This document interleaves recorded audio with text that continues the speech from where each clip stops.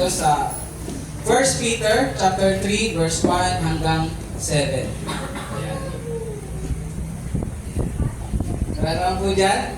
So, ang ating mga Bible, pwede po tayong kumuha dun sa likod, marami dun. Kaya Lance, pakiabutan nga po ang mga ano natin ng Bible. Kasi sa New Testament naman ito. Ayan. Magbabasa po tayo sa 1 Peter chapter 3 verse 1 hanggang 7. Ayan. Sige po, pa-distribute po. Kapag wala po kayong Bible na dala, ay pwede niyo po kayong kumuha yung mga Bible na available sa likod natin. Kung meron naman po sa inyo mga cellphone, ay maganda pong i-pull up po natin ang ating mga Bible apps. Ayan. 1 Peter chapter 3 verse 1 hanggang 7. Ayan. Ito po ang sinasabi. Wives, in the same way, be submissive to your husbands, so that if any of them do not believe the word, they may be won over without words by the behavior of their wives, when they see the purity and reverence of your lives. Your beauty should not come from outward adornment, such as braided hair and the wearing of gold jewelry and fine clothes. Instead, it should be that of your inner self, the unfading beauty of a gentle and quiet spirit, which is of great worth in God's sight. For this is the way the holy women of the past, who put their hope in God, used to make themselves beautiful. They were submissive to their own husbands, like Sarah, who obeyed Abraham and called him her master. You are her daughters if you do what is right and do not give way to fear. Husbands, in the same way, be considerate as you live with your wives, and treat them with respect as the weaker partner and as heirs with you of the gracious gift of life, so that nothing will hinder your prayers. Tayo po'y manalangin. Salamat po, Ama naming Ama, sa umagang ito. Salamat sa iyong presensya na patuloy na sumasama sa amin. Ang dalangin po namin, Banal na Espiritu Santo, kumilos ka po sa iyong dakilang kaparaanan. Ikaw po ang siyang magturo, mangusap sa puso, sa isipan ng bawat isa. Na ang iyong pong salita ngayon, ay Lord, alam po namin ito ay espesyal dahil ito ay hinanda mo para sa buhay ng bawat isa. Ano man ang maaaring tumadang, gumulo sa aming pakikinig, Lord, ikaw po ang mag-alis nito. Bigyan niyo po ang puso ng bawat isa na nagpapakumbaba at handang magpaturo, Lord God. Salamat po, itago niyo po ang iyong kapaglingkod sa likuran ng iyong presensya upang ikaw ang patuloy na mahayag at ikaw ang siyang maparangalan. Sa iyong papurit parangal, ito ang dalangin sa pangalan ng Jesus. Amen. Sige po, makakaupo na po ang bawat isa. Yan. So magandang umaga po muli sa bawat isa at tayo po ay tutuloy na sa ating pag-aaral. Sabi nga po, ang pag-aasawa ay isang bagay na dapat nating tinatrabaho. Naniniwala po ba kayo? Ang pag-aasawa ay isang bagay na dapat nating tinatrabaho. Kasi hindi automatic sa pag-asawa ang tinatawag na success. Amen. Hindi po talaga automatic. Kaya nga po meron mga magkasama, mag-asawa sila, pero kapag tinanong mo, parang talunan ang buhay mag-asawa. Amen? Nandito na pala si Mr. Grade 8 natin. Meron po sa ating mag-waiter mamaya. Ayan.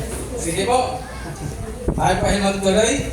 Sabi nga po, and when one marriage partner is not Christian, lalo na raw kung sa isang mag-asawa, ang isa lang ang Kristiyano.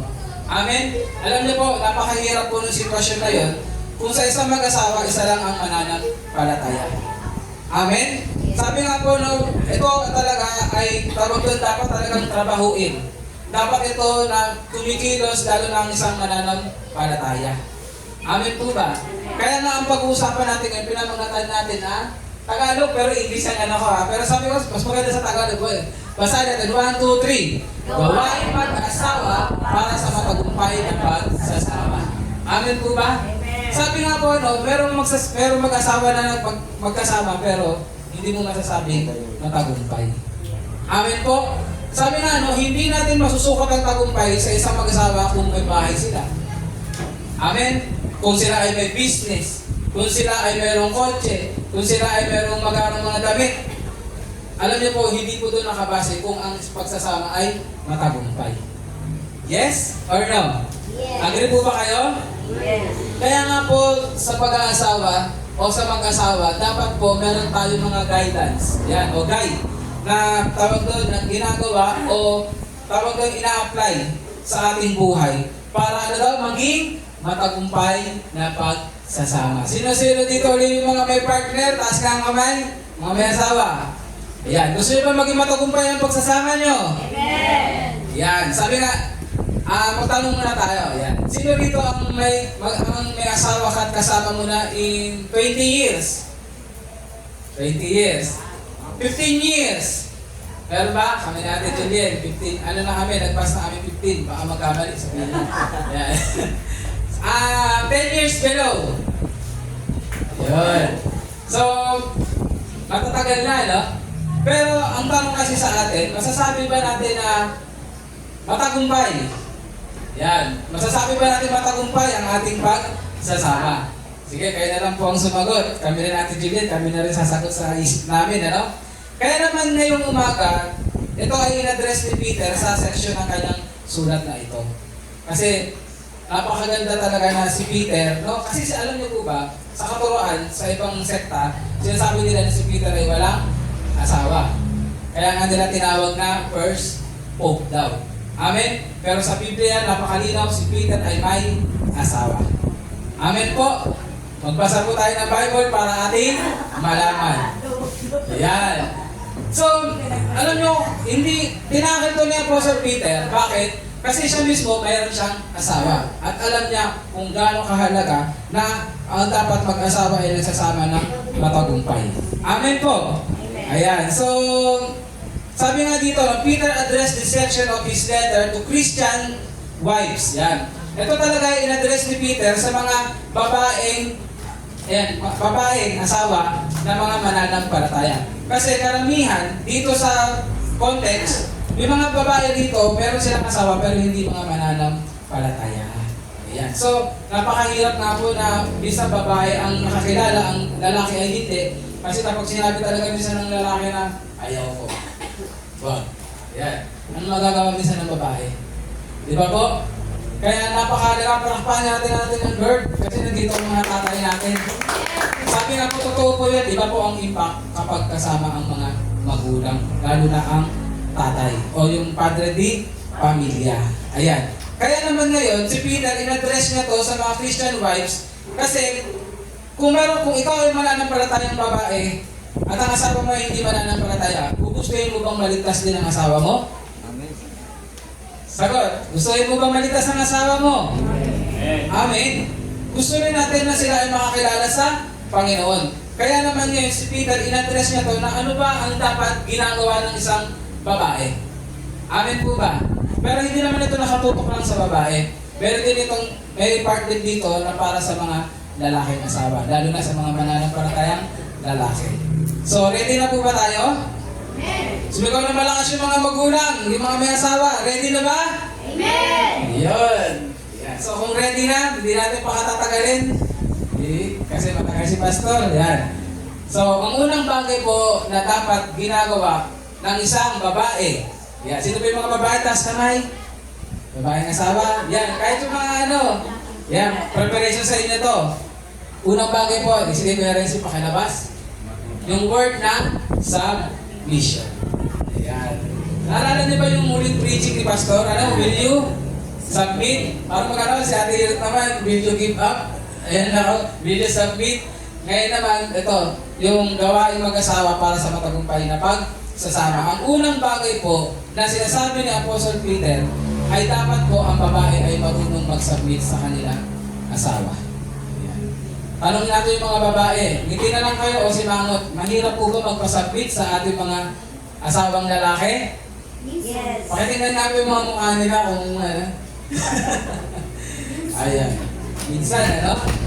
So sabi nito, 2 beses sa paragraph, ni-remind ni Apostle Peter ang mga babae, no, ang mga babae na mananampalataya, na dapat sila ay nag-submissive sa kanilang mga asawa. Yan. Bakit? No? Mamaya pag-usapan natin. Sabi nga po, no, the word translated subjection Ito daw ay mayahan tulad sa isang military term na to place under rank. Yan. Pag sinabi natin to place under rank, ibig sabihin merong nasa mataas na posisyon at merong mga subordinates. Tama? Kaya John Lee, yung mga nasa military natin dyan, ano? So sabi nga po, bakit nga ba inutos, no?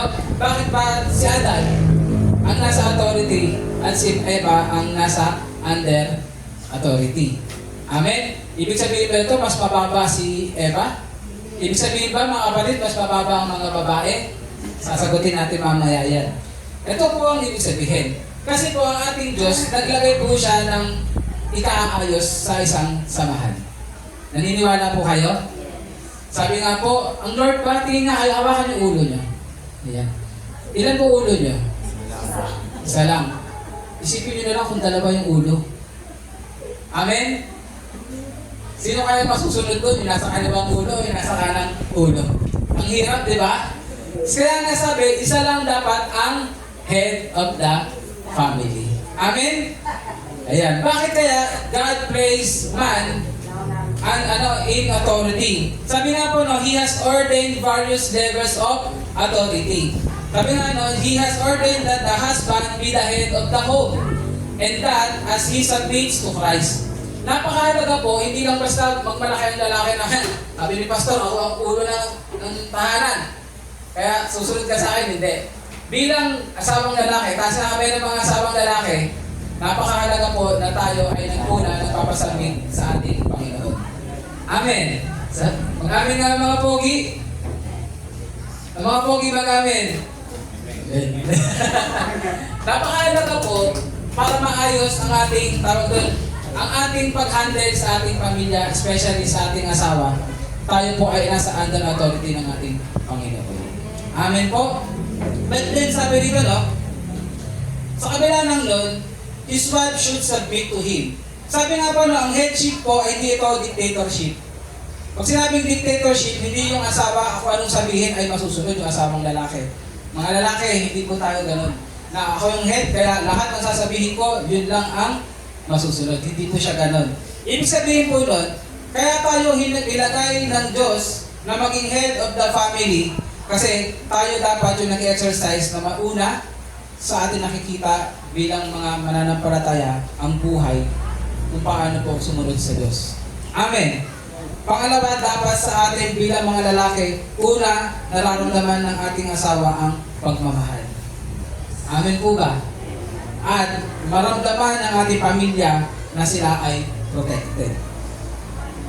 Amen po, mga lalaki. Kahit mga lalaki mga binata, makinig ng maigi. Okay?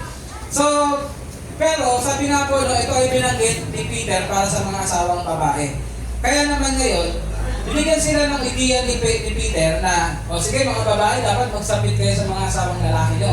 Kasi alam niyo naman na ang lalaking asawa ang nilagay ng Diyos. Dahil sa para ikakaayos ng isang pamilya. Para walang nag-aagawan ng authority. Amen po ba? So ngayon, sinabihan sila ngayon ni Apostle Peter na mga tatlong dahilan bakit kailangan na ang asawang babae ay magsabit sa asawang lalaki. Which is, nandiyan na. Ayan. Advance. Pero unang bagay po ay yung tinatawag na, ano na po yung number 1, 1, 2, 3, submission is an obligation. Ibig sabihin, ito ay mga babae, tinig po, ito ay obligasyon ng asawang babae na kayo ay magsabit sa inyong mga asawang lalaki. Amen po. Siyempre, may wisdom naman. Magsabit saan sa mga bagay na tama. Okay? Yan. Sabi nga po, no, God has commanded it because dahil naniniwala ba kayo na matalino ang Diyos? Amen. Ulit, naniniwala ba kayo na matalino ang Diyos? Amen. Anong ibig sabihin? Hindi nagkamali ang Diyos na islagay niya sa authority ang lalaki. No questions asked. Amen po ba? Kaya mga asawang babae, hindi dapat ninyo kino-question bakit ang tatay ang ulo ng tahanan. Amen po ba?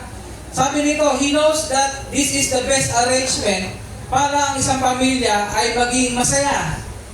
Amen? Naniniwala ba kayo? Para ang isang pamilya o ang isang pag-aasawa o buhay mag-asawa ay napupunan ang pangangailangan. Yes or no? Yes. Yes. Sabi rito, no, subjection does not mean that the wife is inferior to the husband. Hindi po. Hindi po ibig sabihin na kayo ay under authority ng iyong asawa ay kayo ay mas mababa. Hindi po. Alam niyo po ang katotohanan, matutuwa pa kayo. Bakit? Kasi ang asawa nilagay sa authority kasi siya yung merong tawag doon, obligasyon din na protektahan kayong mga babae. Amen po ba? Isipin na lang natin kung magpuprotekta siguro sa pamilya, babae. Ang hirap, ano? Amen? Pero kapag lalaki, ang magpuprotekta sa pamilya, ibang klase. Amen po ba? So sabi rito, yan. Submission has to do with order and authority. Tandaan po natin yan. Na kung bakit po ito ang disenyo ng Lord sa mag-asawa, kasi po, dito po merong ikaayos. Oo, nangyayari po talaga na minsan ang babae, may trabaho, mas malaki pa sweldo sa lalaki. Amen? Pero hindi ibig sabihin nun na siya na ang magmamando sa tahanan. Amen po? At iba pong mga sitwasyon. Dahil ang pagkakadesenyo po ng Lord na ang babae ay magpapasubmit sa lalaki. Mga kababaihan, malinaw po ba yun? Yan. So sabi nito, there is nothing degrading about submitting to the authority or accepting God's order. Bakit po? Kasi kung gusto natin ang kaayusan, sundin natin kung ano ang pinagutos ng ating Diyos. Do you agree, guys? Church? Guys, church, dapat po mag-agree tayo. Lalo na po kung ang asawa natin na lalaki ay nakikita natin na nagpupursige para maging mabuting asawa. Para maging mabuting ama. Amen po ba? Kaya mga kababaihan, kung hindi pa kayo ready magpasubmit, huwag munang papasok sa relasyon sa pag-aasawa. Amen po ba? Kasi ang katotohanan, pag pumasok ka sa bagay na yan, kailangan mong kilalanin na ang nilagay ng Lord ay sa authority ay ang lalaki. Amen. Ayan. Lalo na ngayon, sa panahon ngayon talagang pinupush na ng mundo na ano yun yung sinasabi nilang equality. Kaya nga, alam niyo ba, doon nasa Bible school ako, nagkaroon ng biruan, gusto pala na equality ng mga babae, hindi ganito na lang, sila na lang padala natin sa gera. Ayan, sabi ano kaya mangyayari? Hindi na ladami ang populasyon ng Pilipinas kasi wala nang mga anak, patay na sa gera. So, kumbaga isipin na lang, sabi kasi nila, kaya na rin ng mga babae mag-construction. Tama? Kali. Pero ang tanong, lahat ba kaya? Kaya na rin ng mga babae ng mabibigat na gawain. Tama naman, pero hindi lahat kaya. Kaya naman ng mga babae na sa militar. Kaya, pero hindi lahat kaya. Pero sa kalalakihan, bakit kaya ganun? Kasi dinisenyo sila ng Lord na ganun. Amen po. Nakaka-degrade ba sa mga babae yun? Hindi, actually. Dapat makita nyo yun na privilege na yung mga lalaki ang nangunguna para magsilbi sa mga babae. Amen po ba? Ayan. Mali na po ba yun? So sabi nga dito, mga mag-asawa, dapat tignan nyo yung kasama nyo na partner. Tignan nyo na, partner ba? O competitors? Lagi po natin titignan ang asawa natin na partner natin. Hindi natin kaaway. Amen? Yan. Na-share ko yun kay tawag kay Abby. Kasi si Abby, malapit na silang ikasal. Ni Jacob. Yan. Invited po tayo lahat. Nung nagana, sabi ko, lagi nyo titignan na ang kaaway si Satanas. Hindi yung asawa nyo. Amen? Malinaw po ba yun?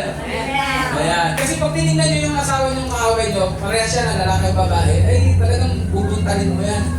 Ayan. Palalayasin mo yan. Tapos sabi mo, huwag tumago sa akin. Ayan. Pero pag sinabi mong partner mo yan, ano man, sabihin mo, ikaw ang pinagkaroon sa akin ng Lord. Kaya sasabihin mo na, ikaw ang aking tanging yaman.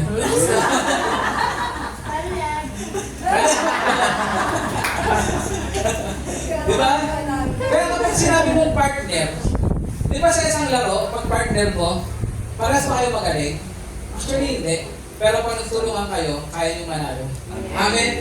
Meron tayong na mahina siya, ikaw malakas. Meron tayong naman na ikaw mahina siya, malakas. May time na matigas ulo niya, ikaw nasa tino. May time naman na ikaw, matigas ulo siya, nasa tino.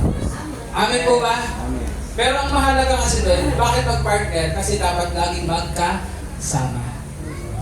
Amen? Lagi na hahatakan, pataas o pababa? Pataas.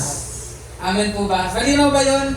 Kaya nga husbands and wives, treat your partner as partners, not competitors or your enemy. Malinaw po ba yun? Sige, tignan mo nga uli kung mukha ng partner o nagbago na. Napakahalaga po niyan mga kapatid na ang partner natin titingnan natin biyaya ng Lord, hindi pabigat na bigay ng Lord. Amen. Ayan. So, pangalawa, submission, ano na po, is an opportunity. So, saan siya oportunidad? Ito kasi yung sinasabi nga na napag-usapan dito na ang mga babaeng mananampalataya na to na ang asawa nila ay hindi mananampalataya. So, ibig sabihin, kung marunong magsabit ang isang babaeng mananampalataya, kahit hindi mananampalataya ang asawa niya, nagiging buhay na patotoo na siya. Amen. Pero hindi ibig sabihin nito na hindi ito applicable sa mga mag-asawa na parehas Kristiyano. So, ito ngayon, pag-uusapan natin, ano nga ba yung sinasabi dito na submission is an opportunity. So, sinabi dito ni Apostle Peter na kung ang partner natin ay hindi pa talaga mananampalataya, napakahalaga na nakikita nila sa atin yung buhay Kristiyano. Amen. Amen. So, nabanggit nga dito na sabi nito, an unsaved husband will not be converted kung ang babae daw ay laging nagpipreach sa kanya. Yan. Kung lagi sinasabi mo, pagdating mo sa bahay, oo, sabi nga, no, ang pananampalataya ay dumarating sa pakikinig sa salita ng Diyos. Amen po ba? Pero sabi ko nga, no, napakahalaga na hindi lang sa salita tayo magaling. Saan daw tayo dapat mas magaling? Sa gawa. Amen po ba? So sinabi nito, any unsaved husband will not be converted by preaching or nagging in the home. The praise without the word does not mean that without the word of God. Siyempre, sa salita pa rin ng Diyos. It means without talk, without a lot of speaking, but more on your behavior as a wife. Amen po ba? So, napakahalaga po sa mga asawang babae. Sabihin na rin natin sa mga asawang lalaki kung ano pong behavior ang ipapakita natin sa ating partner. Yes? Amen po ba? Amen. Ayan. Sabi po, no, it is the character and conduct of the wife that will win the lost husband. So, sabihin na lang natin ganito, dahil nandito naman tayo ay mananampalataya magpa-partner, dumarating talaga na minsan lumalamig ang pananampalataya ng ating kasama. Amen. Hindi tayo magkukunwari dito, pero alam natin na lumalamig ang spiritual life. Amen. Yes? So, sabi rito, binibigyan pansin ng Apostle Peter na pagdating mo sa bahay, ikaw asawa, hindi ka dapat yung lagi mong parang sinasabihan yung asawa mo. Amen? Mas maganda daw na sa kilos mo, mas naiinganyo mo siya. Sa mga ginagawa mo, mas makikita na ikaw ay yung kalakas sa pananampalataya. Amen. Amen po ba? Naunawaan po ba yon yung word na yon? Yes. So sabi nga po, ang mag-asawa, yan para mawin mo yung asawa mo, hindi yan nadadala sa arguments, sa pagtatalo, but more on kung anong attitude ang meron ka.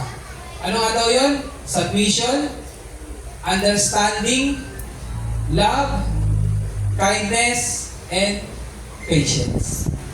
Ano nga ulit? Babasahin ko. Mga babae, nanglamin natin. Submission, understanding, maunawain ba? Maunawain ba kayo? Yes. Loving, Yes, yes. diba? Kindness, at patience. Alam niyo po, nung kami nila Abby at ni Jacob, tawag doon na counseling kami, marriage counseling. Ang sabi ko sa kanila, sabi ko kay Jacob, ang kailangan ng babae, pagmamahal. Amen po ba? Amen. Pero ano ang kailangan ng lalaki? Respeto. Yan. Kasi, ayun yung ayun ang tawag doon, ayun ang way para sa lalaki malaman nilang mahal sila. Ano riyon? Sa babae, anong kailangan ng babae? Pagmamahal. Pero mga babae, anong kailangan nyo ibigay sa lalaki? Respeto. Ano yung kasama sa respeto? Submission. Ano yung kasama sa respeto? understanding. Ano yung kasama sa respeto? Ikaw ay loving. Loving. Ano pa kasama? Kindness at patience. Kailangan tinitingnan mo pa rin siyang asawang lalaki mo kahit dumarating sa punto na parang nagkukulang siya. Kailangan tinitingnan mo pa rin siyang asawa na siya ay nasa authority kahit dumarating doon sa punto na minsan parang hindi niya nagagampanan kung ano yung dapat ginagampanan niya. Bakit? Kasi ayun yung magpapaalala sa kanya kung ano ba ang pinosesyon ng Lord sa kanya. Amen po ba? Eh kung ikaw, asawang babae, nagyar ka, hindi ka umuunawa, tapos ang balik mo sa kanya parang gusto mo maghanap ng iba, ano gagawin ng asawang lalaki? Sa tingin nyo, titino o hindi? Hindi titino, hindi aayos. Amen? Kaya napakahalaga po mga babae. Ano yan? Yung sa mission. Ayan. Mga babae, naunawa na po ba? Ready na rin yung mga dalaga natin dito? Ayan ano. Sabi nga po, no, these qualities are not manufactured. Hindi daw ito yung parang automatic sa atin. Pero itong quality na to ay bakit bit-bit natin? Kasi nasa atin ang banal na Espiritu Santo. Naalala niyo ba yung fruit of the Spirit? Ayan. Actually, nandun lahat yun. Kaya mga babae, magagawa niyo yan. Kasi nasa inyo ang banal na Espiritu Santo. Sabi nga po, no, a Christian wife with purity and reverence will reveal in her life the praises of God and influence her husband to trust God. Amen. Pero salamat sa Lord kasi ang mga nandito ngayon ay both nananampalataya. Amen po. Ayan. So, sunod tayo. Ano yung pangalawa? Ayan na. Tawag doon. Yan. Submission is an ornament. Alam niyo po ba yung ornament? Ala? Palanguti. Ayan. Naalala ko Jeremiah. May pinanood siya niya. Ornament. Kasi sabi ko, ornament. Kala kasi kung ano sinasabi niya. So sinasabi rito ngayon, sa verse 3 to 6 yan, binabanggit ni Apostle Peter na tawag doon, ang mga babae hindi dapat nakikita na ng maganda lamang sa mga panlabas na anyo. Yan. Pero mga babae, hindi naman sinabi mo kayo magpaganda. Ayan, hindi naman sinabi mukha kayong mga losyang o mukha kayong mga kulto. Ayan. Kasi sasabihin ko sa inyo straight na, meron kasi nagtuturo na ito yung ginagamit nilang verse na bawal daw ang mga ginto at alahas sa babae. Ayan. So, hindi po ganun ang tinuturo ng Biblia. Ang sinasabi lang dito yung contrast ba na, oo, magsuot kayo yan, pero hindi kayo dyan, tawag doon mananakan. Okay po? Ayan, kaya walang pupunta dito na mahaba buhok, di nagsuklay, nakaputi lang, tas ganun. Okay? Pwede po ba yun? Ayan. So sabi po dito, no, ang galing. Alam niyo po ba yung word na cosmetic? Sino dito yung nakaharap ng word na cosmetic? Yung mga nasa ipon, yung nasa personal collection. Alam niyo po ba, ang word pala na yan ay nakuha nila sa word na cosmos. Yan. Adorning, word sa Greek cosmos, na ito pala ang ibig sabihin ay yung order of the universe. Amen? At doon pala nakuha yung word na cosmetic. Ayan. Kaya pala, pag tumingin ka sa universe, magulo ba ang universe? Hindi, di ba? Diba? Yung minsan yung mundo natin, yung universe natin magulo, pero yung universe hindi magulo. Ayan. So, makikita mo lahat naka-align. Amen, maayos. So, kaya pala doon nakuha yung cosmetic. Kaya pala yung mga babae, pag nag-makeup kayo, nagiging mas maayos ang itsura. Ayan. Hindi ko naman sinabing umayos ang itsura. Kasi kung sinabing umayos ang itsura, hindi pala maayos. Sabihin natin, mas umayos. Ayan.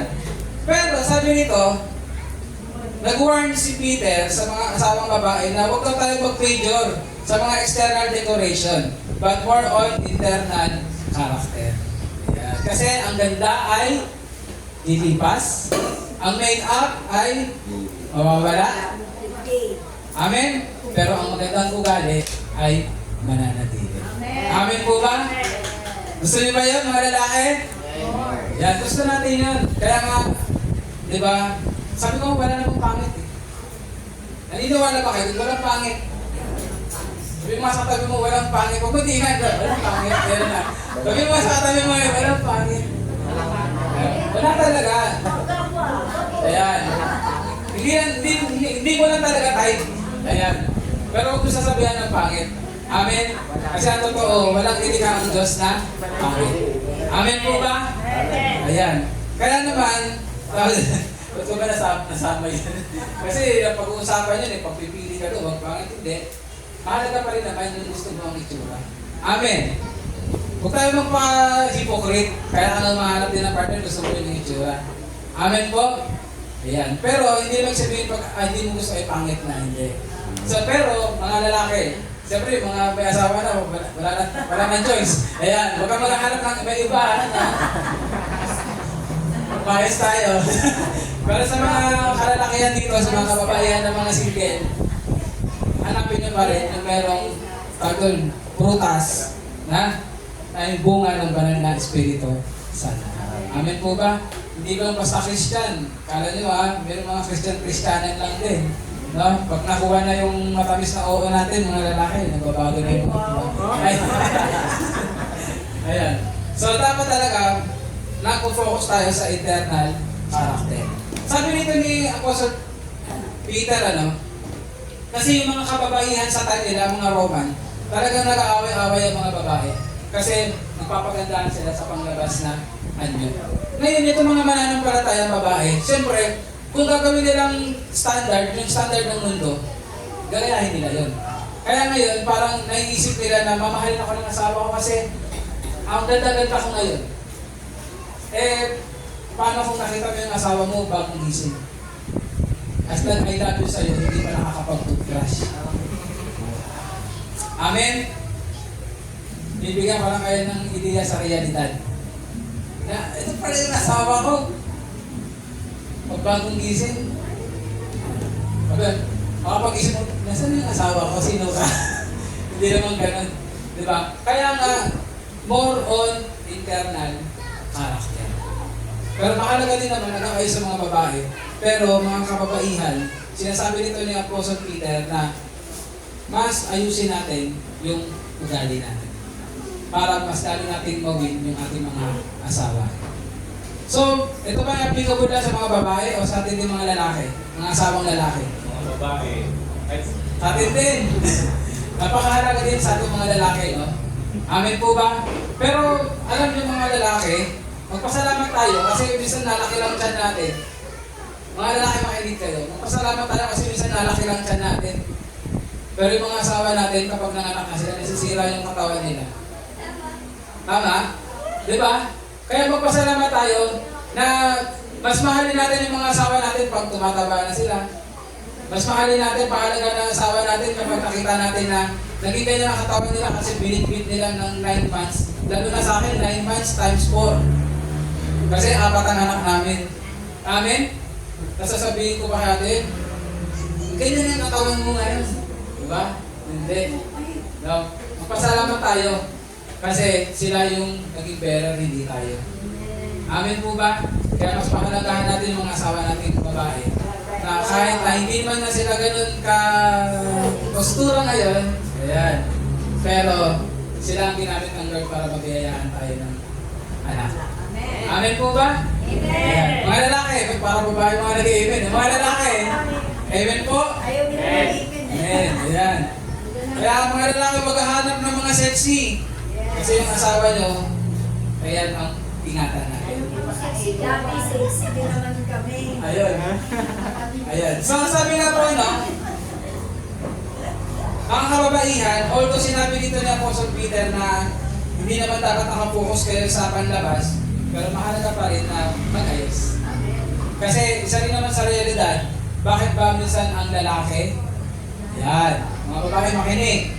Bakit minsan ng mga lalaki sinasabi na parang hindi ka na blooming? Ba't hindi ka na nag-aayos ngayon? Kung ano yung tsura mo nung gumising ka, pagtulog mo, yun pa rin. Ayan.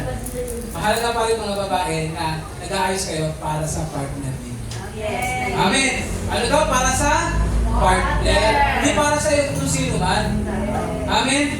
Kaya kayo nag-aayos para maging espesyal ang itsura niyo sa inyong mga asawa. Amen? Malino ba yun?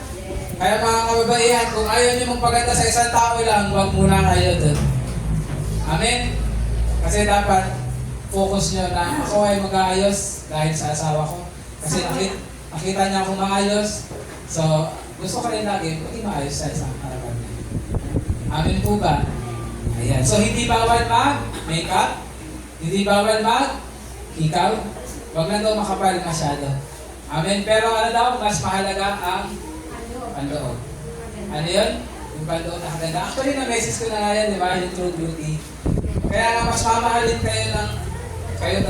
mas mamahalin natin, mga lalaki ang asawa natin, vice versa, kung ang ganda ng ugali. Amen? Yung Christ likeness na sa mga partner natin. Amen po ba? Amen. Ayan. Kaya ka na gusto ko. May example nga dito, si Sarah. Ayan.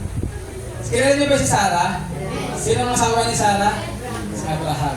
Ayan. Alam niyo po ba, example dito si Sarah kasi si Sarah, ang tawag niya sa asawa niya kay Abraham, Lord. Ayan. Ano tawag ni Sarah sa asawa niya si Abraham? Lord or Master. Sa panahon pa natin ngayon, applicable yun, sasabihin sa akin ni Jordan, Lord Ryan. Di ba hindi? Kahit hindi mo sabihin yun, pero yung pinapakita mo na meron kang pagkilala sa posisyon ng asawa. Amen po ba? Na meron kang pagkilala sa binigay na authority sa asawang lalaki. Amen. Ayan. So, si Sarah ganun din. Hindi naman siya yung nagpapakalo siya. Hindi. Maayos din si Sarah. Kasi mahalaga din sa kanya na siya ay presentable sa harapan ng kanyang asawa. Amen po ba? Malinaw po ba yun? Amen. Ayan. Ano yung una? Submission is an obligation. Pangalawa, submission is an opportunity. And submission is an ornament. Yan. Mas gagan ba kayo sa harapan ng kasama niyong lalaki kapag nakikita nila na nagsasabit kayo? Amen. Amen. Mas magandang palamuti yun kaysa sa mga make-up kung ano bang sabit-sabit sa mukha natin. Ngayon, pasok naman tayo ngayon sa mga lalaki. Yan, mga lalaki. Ano niya ha? Yan. Unang bagay, ito po yung tinatawag ng consideration. Mga lalaki, dapat daw tayo ay considerate. Dapat daw tayo ay considerate. Pag sinabing considerate, dapat inaalam natin kung ano yung pangangailangan ng ating asawa. Amen? Mga lalaki, amen? Amen. Lahat ng lalaki kahit binata. Amen? Amen. Bakit? Kasi tayo yung provider. Ibig sabihin, kapag tayo ang provider, ibig sabihin, hindi lang basta pera ang binibigay mo. Hindi lang basta mga gamit ang binibigay mo, but more on sa pag-uusapan natin. So, pasok tayo ngayon. Sa consideration, isa-isa. Unang bagay na binanggit dito, pero basahin ko muna. Masaya yung verse dito eh. Sa verse 7, sabi dito, Husbands, in the same way, be considerate as you live with your wives, and treat them with respect as the weaker partner, and as heirs with you of the gracious gift of life, so that nothing will hinder your prayers. So unang bagay na tayo maging considerate sa ating mga asawa, o sa ating asawa ay una, physical. Ano sinasabi sa physical? Let us dwell with them. Ano yung sabihin yan? Sabi rito, this implies much more than sharing the same address. Kasi minsan, di ba, mayroong mga mag-asawa magkasama nga sa bahay, pero parang hindi naman magkakilala. Amen po ba? Magkasama sa bahay, pero parang magkalayo naman. So sabi nito, marriage is fundamentally a physical relationship. Amen po. Kaya nga sinasabi, the two shall become one flesh. Amen, mga may asawa. Dapat po, anong ibig sabihin nito? Dapat habang nagsasama tayo, mas nakikilala natin ng gusto ang partner natin. Amen. Bakit dumating sa punto na mas tumatagal ang samahan, at parang mas lalo nagiging stranger ang asawa natin. So we need to dwell with them, mga lalaki. Sabi nito, of course, Christian mates enjoy a deeper spiritual relationship, but the two go together. A truly spiritual husband will fulfill his marital duties and love for his wife. Mga lalaki, marital duties natin na mahalin ang ating asawa at ipagkaloob sa kanila kung ano ang kanilang pangangailangan. Amen po ba? Malinaw po ba yun mga lalaki? Ito yun.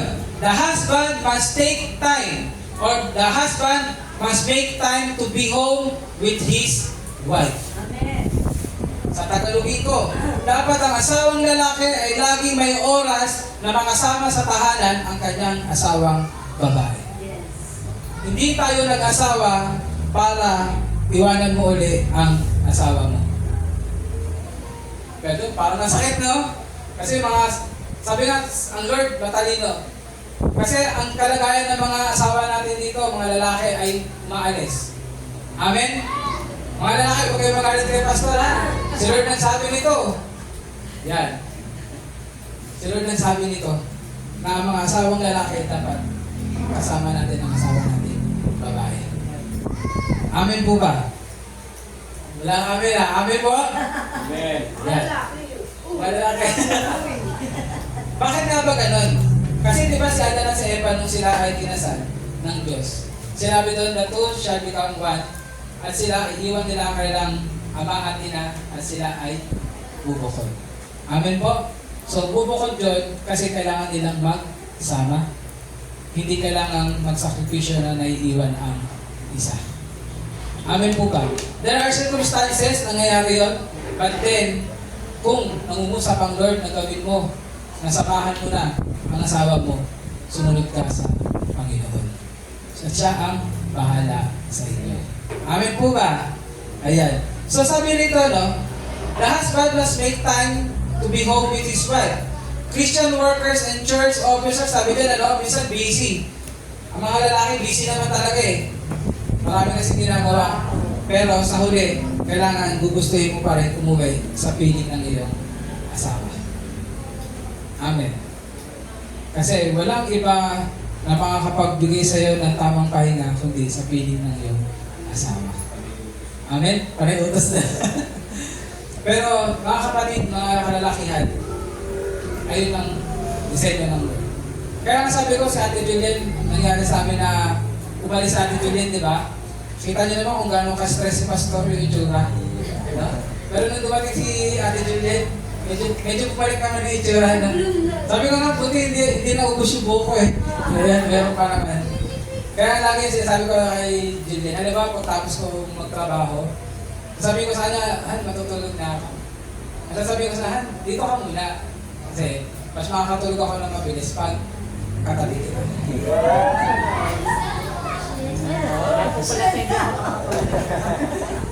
Tama ba rin? Tama. Kasi, kaya mo siya pinangasawa, kasi gusto mo siyang laging kasama. Tama. Pinangasawa ba yan kasi gusto mo lang i-display? Kasi pogi, kasi maganda, hindi. Kaya mo siya pinangasawa kasi pre-decision na gusto mo siya lagi kasama. Mga may asawa, kaya nga nabanggit ko na rin naman to sa mga kalalakihan na magkakaroon ng mali, magkakaroon problema kapag nasasanay ka na hindi mo kasama ang iyong asawa.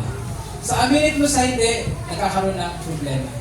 Kaya napakahalaga, hanggat maaari, pag-pray natin, na dumating ang time ang mag-asawa pagdating ng gabi, kasama ang asawa at ang pamilya. Amen po ba? Amen. Ayan. So, next. Sabi dito, meron nga daw doon nagkaroon ng survey sa Amerika, nagkaroon ng survey. Napakalungkot ng survey. Kasi marami daw sa kanila may asawa, pero sa isang linggo, kung bibilangin yung araw na sila ay nag-uusap, eh ma-calculate lang na 37 minutes. Kaya yun hindi pa umabot ng isang oras. 1 week yun ah. Anong nawala sa kanila? Communication. Amen? At kapag nawala ang communication, delikado. How much more? Sabi nga, oo, may telepono naman. Kaso, hindi pa rin sapat. Amen? Kaya napakahalaga mga both, sabihin natin lalaki at babae, ipag-pray natin na dumating na yung time na magkasama araw-araw. Amen po ba? Iba pa rin ang magkasama ang mag-asawa.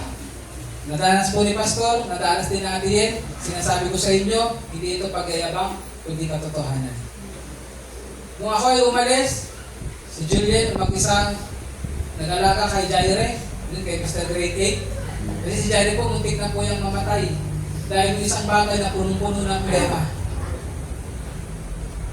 Nasa abroad ako nung time na yun, ang hirap kay Juliet. Ngayon naman, doon dumating, umalis si Juliet, 4 months lang, parang malapit na pumirma si Pastor. Kasi pagtapos sa trabaho, gising. Tapos, naglalaba. Hindi talaga design sa lalaki maglaba eh. Hindi, para sa... Pero pwede naman tulungan magpiga. Pero talagang hindi eh. Noong time na yun, ang hirap sa akin na wala si Ate Juliet. Kaya nung sinabi niya gusto niya umuwi na, yan, pinauwi ko na. Hindi naman dahil gusto ko may kasama sa bahay maggagalaw. Pero talagang iba na kasama si Ate Juliet. Amen po ba? Kasi disenyo ng Lord na ang mag-asawa ay laging magkasama. Amen po ba? Ayan. Lagi nyo naisin, asabing, masapit na kasama ang ating asawa. Amen po ba? Kami ni Nanay Mabima, yes, yes, yes. Ayan. Kaya, sasabi nito lang, dwell with them also suggests that the husband provide for the physical and material needs of the home. While it is not wrong for a wife to have a job or a career, dapat po ang mga lalaki talaga, tayo ang primarily na provider sa pamilya. Amen po ba? Kaya mga lalaki, na mga binata, amen? Ngayon pa lang, kung papasok kayo dyan, lagi niyong isipin that you are the provider. Amen? Ayan. So, oo, meron na ngayon pati babae nagtatrabaho, pero huwag mong iasa sa babae. Kailangan ikaw ang nangunguna. Kasama ito sa sinasabi na dwell with them. Pangalawa, intellectual, according to knowledge. Sabi nga po, no, napaka-amazing talaga na dalawang tao pinag-asama ng Lord. Pero hindi dapat mangyari na hindi mo kilala ang partner mo kung ano ang kanyang pangangailangan. Amen po? Sabi rito, ignorance is dangerous in any areas of life, but it is especially dangerous in marriage. A Christian husband needs to know his wife's mood. Ulitin natin. Ang isang lalaking asawa, lalo na pag Kristiyano, dapat alam mo kung ano ang mood ng iyong asawa. Kailan ba siya minsan galit? Kailan ba siya minsan parang wala lang? Kasi di ba nga, mga babae, alam naman na meron silang mga tawag doon, mood swings. Mood swings, ano? Yeah, versus mood. This mood. This mood. Mood yun, mood. So sabi na dapat tayo mga lalaki, asawa, dapat alam natin kung anong mood ng asawa natin. Alam natin ang feelings ng asawa natin. Alam din natin kung ano ang needs ng asawa natin. Alam din natin kung ano yung mga fears ng mga asawa natin, kung ano yung takot ng asawa natin.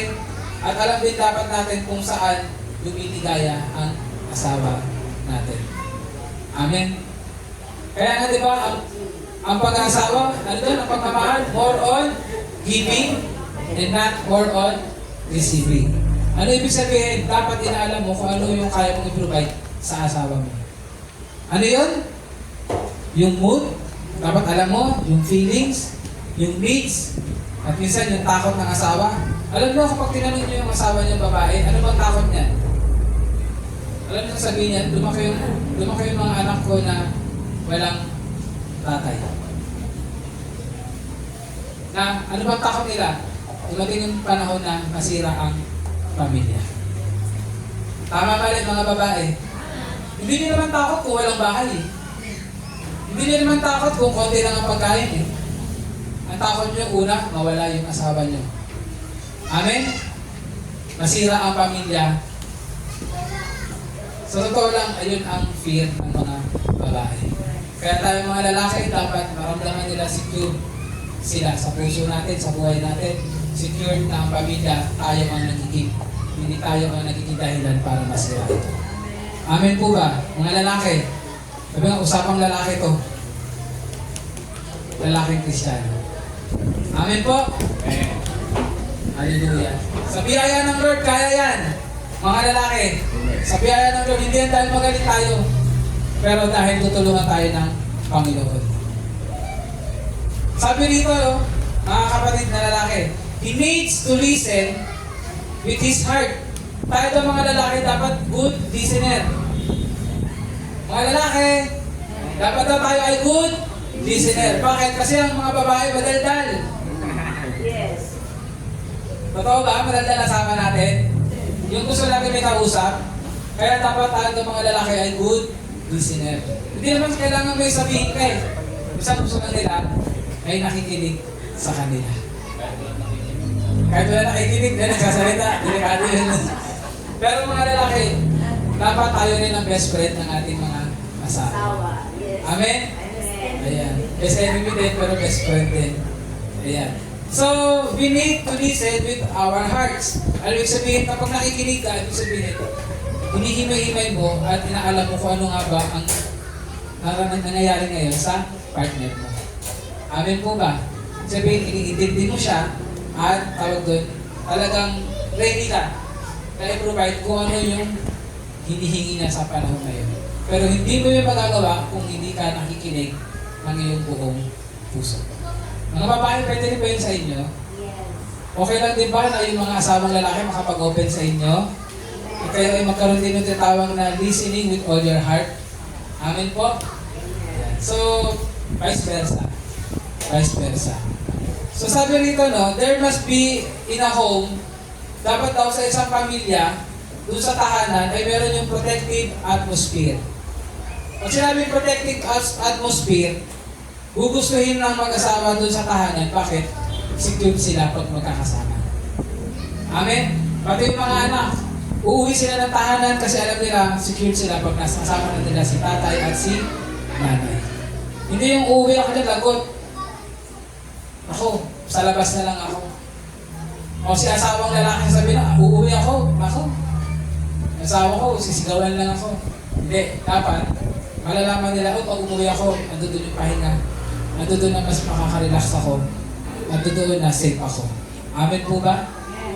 Mga magulang na sasabihin ko sa mga mag-asawa, pwede ba yun sa ating mga tahanan? Nagugustuhin ng mga asawang lalaki na umuwi dahil they are welcome. Dahil sila ay hinahanap. Dahil sila ay mahal. O mga asawang lalaki, kaya ka uuwi. Dahil ikaw namimiss mo ang asawa mo. Gusto mo makasama ang pamilya. Amen? So there is a protective atmosphere. Sabi nga doon, dumarating man ang disagreement, dumarating man ang hindi pagkakaunawaan, pero hindi dapat yun nagiging dahilan para hindi maging masaya ang pagsasama ng pamilya. Amen po ba? Amen. Ayan. So next natin, emotional giving honor unto the wife. Yan. Dapat daw, no, sinasabi natin, no, tinitingnan natin mga lalaki na ang ating asawa ay weaker vessel. Pag sinabing weaker vessel, physically, mas mahina naman talaga sila sa atin. Mga babae, huwag na kayo no, malakas kami. Kasi katotohanan, sinabi rin sa salita ng Lord, kailangan natin silang kilalanin kasi ang katotohanan, mas mahina sila sa atin, mga lalaki. Anong ibig sabihin ngayon kung sila mas mahina sa atin? Ibig sabihin, yung lakas mo, gamitin mo para masuportahan ang asawa mo. Hindi para saktan ang asawa mo. Amen po ba? Gamitin mo yung lakas na yan para ikaw ang makapitan ng asawa mo o ng pamilya mo. Gamitin mo yung lakas na yan para ikaw ang magprotekta sa pamilya mo. Kausap ko nito yung mga lalaki. Kasi yun ang kailangan nararanasan ng mga babae o ng pamilya natin bilang mga head ng family. Amen po ba? Amen po ba? Ano pa yung sinasabi dyan na emotional? Isa mga lalaki, nabanggit din dito. Sino rito yung sweet nung nanliligaw? Kaya yan, ilang beses ka ba nagbibigay ng plak-plak doon? Kaya dito. Bro, Ako po binibigyan. ay ito binibigay. Iba talaga. Sabi rito, when a young couple starts dating, yung lalaki daw ay napaka Ginoo. Talagang hopeful. Amen? Tapos nung na-engage na, mas lalo pa daw naging mas masigasig yung lalaki na pasayahin lagi yung babae. Ayan, pero nung nag-asawa na, bababa ng jeep, hindi na inaalalayan. Oo nga. Naglalakad, nandun na yung lalaki, yung asawa babae nandito. Nagkaroon na baka dito.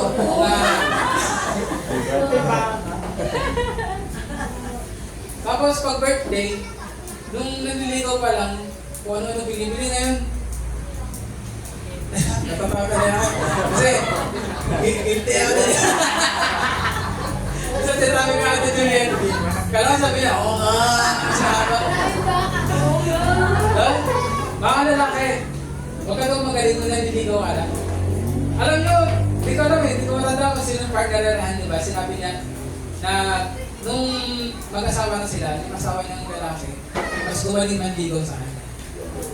Araw-araw, nagbibigay ng mga simpleng bagay para laging mapangiti ang asawa sa umaga. Hindi ko sinasabing ganun ako. Sabi ko nga, gusto ko rin maging ganun. No? Kasi kami natin din, siguro ang naging parang language of love na namin, yung sabay kami mag-aalmusal sa umaga nagkakape. Ayan, language of love namin yan.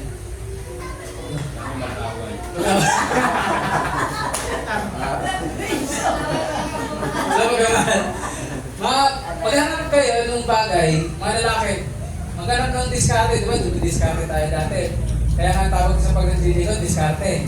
Pag asawa mo na, mas lalo ka maging madiskarte din para laging mag-special ang feeling ng partner natin. Amen po ba? Yeah, napakahalaga nun. Kasi unang-una, sabi ko nga kanina, di ba? Sino ba ang katawan nag-iiba? Di ba? Ang babae. Ang lalaki, lumalaki ang tiyan kasi kain ang kain. Di ba? Pero ang mga babae, dahil talagang sa trabaho, grabe, nagkasikaso sa mga anak, sa bahay. So, ano na lang ang kailangan nila matanggap? Siyempre, yung pagmamahal na asawa. At sabi natin, sweldo din daw, ibigay sweldo.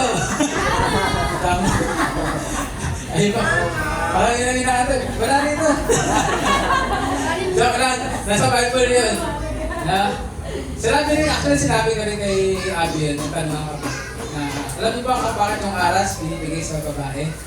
Kasi ang babae ang pinakatiwalaan na mag-manage sa tahanan. Tayo mag-provide mga lalaki. Alam nyo, hindi naman sa pag-aaral, sa mga katuruan sa mundo ngayon, tinuturo nila na dapat ang lalaki at babae ng mag-asawa, nagsasave sila ng kanya-kanya. Hindi yung biblical. Hindi yung biblical. Pag pinaraktis nyo na may saving sa lalaki at babae na tinuturuan yung sarili nyo magkanya-kanya. Amen? Ang tinuturo sa Biblia, ang lalaki ay mag-provide at pagkatiwalaan niya ang babae. Ano ulit? Ang lalaki ay mag-provide, pagkatiwalaan ng babae. Kasi kapag magaling, ang babae naman maging tiwala ka. Amen? Order sa Shopee. Ayun yun siya. Para ang asawang lalaki ay maging magtiwala, ay pagkaloob sa'yo lahat ng kaperahan, pakita mo na ikaw ay katiwa-tiwala. Mga lalaki, huwag kayong mag-alala. Bibigyan kayong baon ng asawa. Alam niyo, sasabihin sa inyo ganito. By experience. Kami ni Ate Julien, ito for God's glory. Kami ni Ate Julien, lahat ng sweldo ko, hindi ko lang binibigay sa kanya kasi nasa ATM naman, pero siya bahala. Kaso nga lang alam niyo, mga lalaki, ito lang naman, sasabihin ko sa inyo mga asawang babae, kahit binibigay niyo lahat sa kanila, wala sila ibang gustong gawin, kundi minsan bilang pa tayo ng damit. Tama mali? Kahit sila, wala silang bagong damit, yung asawang lalaki, binibigyan nila ng mga damit. Amen? Kaya huwag mo sasabihin na pag binigay mo lahat sa asawa mo, mapapabayaan ka na hindi. Kapag binigay mo lahat sa asawa mo yung sweldo mo, uuwi kang merong masarap na ulam. Correct. Uuwi ka na merong maayos na bahay. Kasi walang asawang nagwala kasi walang pera. Hindi. Sinasabi ko yan kasi ayun ang disenyo. Amen po ba? Mga may asawa, amen? Amen. I-practice natin kung hindi pa natin ginagawa. Ayan. So, sabi nga po dito, no? Mga asawa, wag lang tayo magaling nung naliligaw tayo. Pero mas magaling tayo ngayon na makuha mo na ang puso ng asawa mo. Amen po ba? Kaya nga dapat mas lalong tumatamis habang tumatagal. Ibig sabihin mo na walang pagtatalo, hindi. Meron pa rin. Kaso nga lang, di ba? Sa pagtatalo, ayun yung nagpapatatak sa atin. Bakit? Kasi dapat nakaayos yun. Amin po ba? Kapag meron pagtatalo, hindi dapat dahilan niya na hindi na tayo magkasundo, maghiwalay na tayo. Hindi. Dapat, isa yan sa magpapatatag. Meron tayong hindi pinagkakasunduan. So ito yung time na tayo ay lalago kasi pag-uusapan natin para magkaayos tayo. Amen po ba? Ayan. So alam ko naman na tayo mga mag-asawa, hindi tayo exempted sa mga discussion sa ating mga asawa. No? Marami pinag-uusapan. Sabi nga, minsan paulit-ulit pa. Pero ang mahalaga, naaayos. Amen po ba? Yan. Sabi rito, giving honor means that the husband respect his wife's feeling, thinking, and desires.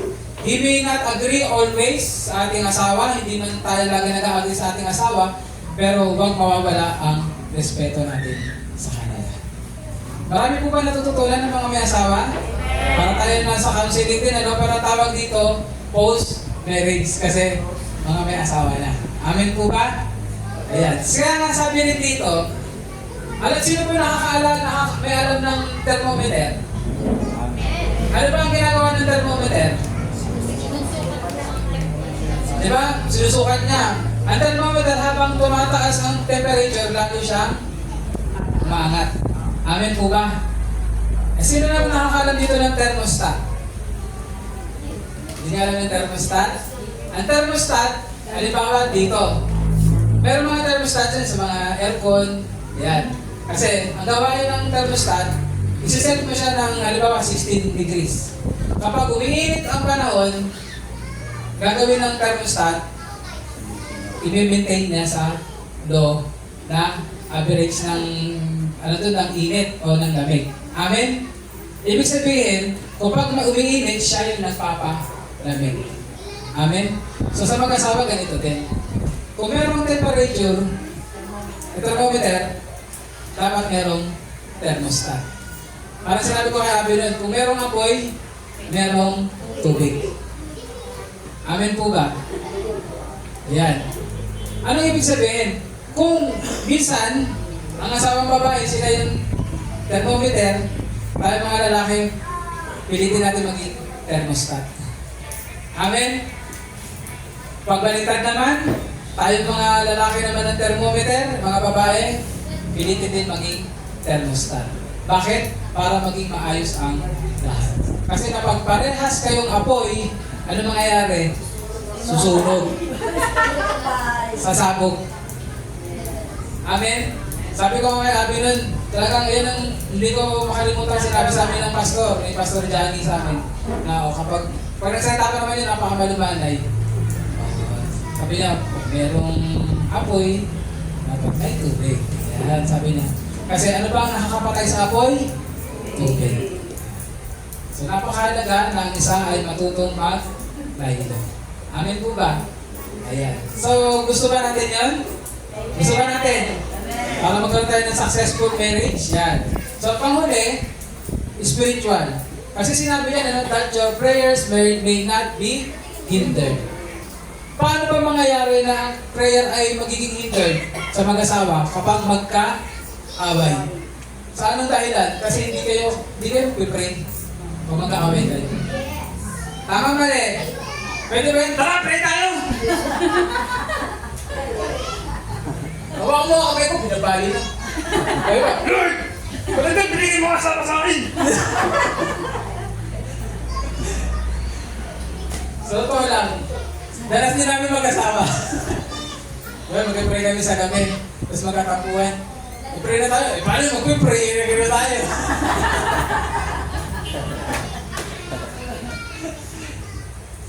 Lord, ayusin niyo po puso namin. Kaya nagkasabing mayroong hinder sa prayer. Kasi kapag magkaaway kayo, ang totoo, hindi kayo mag-pray. Mag-ayos muna kayo.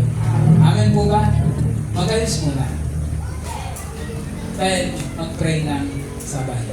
Hindi mo sinasabi na yung bigat ng kalooban na wala na. Hindi na doon. Pero kasi kapag parehas na kayong kalmado, mas magiging maayos ang pananalangin. Amen po ba? Kuha natin. Yes. Ayan. So, ayun ang spiritual side. Kasi, mag-asawa, mga mag-asawa, makinig, dapat tayo ang kinakakitaan ng buhay ng panalangin ng ating mga anak. Hindi lang si mama lang ang nagpipray, hindi lang si dada lang ang nagpipray, kundi mag-asawa. Amen po ba? Yan. So, sabi natuwa ako nung sinabi ni Abby rin na so, tuwing may problema sila, sasabihin niya, tara mag-pray tayo. Ayan. Lagi niya sinasabi. Si Jacob naman daw ay walang magawa kundi mag-pray naman din. Di ba? So, napakahalaga po nun na ang mag-asawa ay nananalangin pero para hindi mahinder ang prayer, mag-ayos. Amen po ba? Malinaw po ba yan? Ayan. So, meron akong 7 tanong dito. Dito ako magtatapos. Napakahalaga pa rin. Ipapatay ko mamaya ito kay Red Sea. Ayan. Ipapatay ko sa kanya na pag-usapan natin sa ating mga LG. Pwede naman ito pag-usapan ng mga binata at dalaga. Diba? So, i-context nyo na lang sa pagiging binata at dalaga. So, unang tanong na dapat mong tanungin sa sarili mo o sa partner mo. Makinig mga may asawa. Number 1, are we partners or competitors? Tayo ba ay magka-partner o magkalaban? Maris, tabihan mo siya. Si bro. Magkalaban na daw sila. Mamaya, pagsama tayo mga may asawa, magsama-sama mamaya. Yun ang bagay na tanong, are we partners or competitors? Pangalawang tanong mo, are we helping each other to become more spiritual? Nagtutulungan ba tayo para tayo ay mas lumalim sa ating pananampalataya? Pangatlo, are we depending on the external or the eternals? Ano ibig sabihin nun? Mas pinaghahandaan ba natin yung mga bagay na nakikita lamang o yung mga bagay na sinasabi sa Biblia na pangwalang hanggan? Are we depending on the externals or the eternals? Pang-apat, ito maganda. Do we understand each other better? Do we understand each other better? Ano yung sabihin nun? Di ba mas masakit pag sinabi ng partner mo, buti pa pagkausap ko yung nauunawaan ako. Pag ikaw kausap ko, parang wala na. Ganun ba? O yung sinasabi na kapag nag-usap tayo, nagkakaunawaan tayo. Amen po ba? Next, are we sensitive to each other's feelings, ideas? O kapag meron tayong mga hindi pagkakasunduan, pinalalagpas na lang natin. Yan. Number 6, nagpapasalamat ba tayo sa Diyos sa tuwing meron mga answered prayers? Yan. Number 7, ito na, papasok sa pamagat natin. Masasabi ba na matagumpay ang ating buhay mag-asawa? Ang pinakamatinding tanong yung huli, no? Ang makakasagot doon kayo mag-asawa, hindi kami. Okay? So, salamat sa Lord sa umagang ito sa napag-usapan natin. Mga gawain mag-asawa para sa matagumpay na pagsasama. Ano yung dalawang bagay? Submission and consideration. Napakahalaga po ng bagay na yun. Mga babae, matuto mag-submit sa asawa. Lalaki, sa mga lalaki naman, be considerate to your wives. Amen po. Ayan po ang susi na ibinigay sa teksto natin ngayon para magkaroon ng matagumpay na pagsasama. Palakpakan po natin ang Diyos at tayo po lahat ng tumayo. Tayo po ay manalangin. Hallelujah. Ang maraming Diyos, salamat po. Dahil ang katotohanan, ikaw ang siyang nagbubuklod sa isang pamilya.